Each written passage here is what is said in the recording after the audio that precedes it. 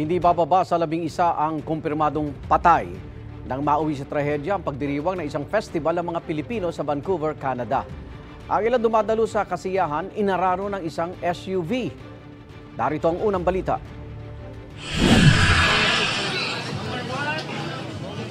Puno ng mga food truck at tao ang kalsadang ito sa Vancouver, Canada para sa isang street festival ng Sunset and Fraser community bilang paggunita sa Lapu-Lapu Day ng mga Pilipino roon. Pero ang masaya sanang pagdiriwang, oh my God, there's a lot! Nauwi sa trahedya nang mang-araro ang isang SUV. Sir, can you hear me? Nagkalat sa kalsada ang mga katawan. Agad namang dumating ang mga emergency responder. Hindi bababa sa 11 nasawi ayon sa Vancouver Police. 12 na naman ang sugatan at kritikal ang ilan sa kanila. Ang SUV driver hinabol ng mga tao roon hanggang siya'y mahuli ng mga pulis.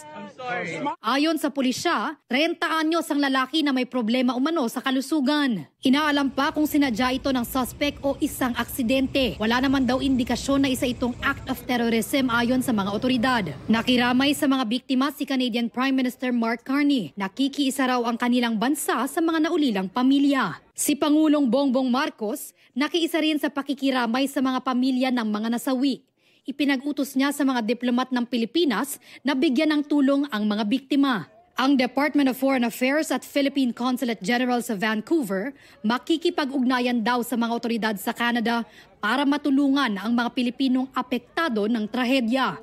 Ito ang unang balita. Bea Pinlac para sa GMA Integrated News. Igan, mauna ka sa mga balita, mag-subscribe na sa GMA Integrated News sa YouTube para sa iba't ibang ulat sa ating bansa.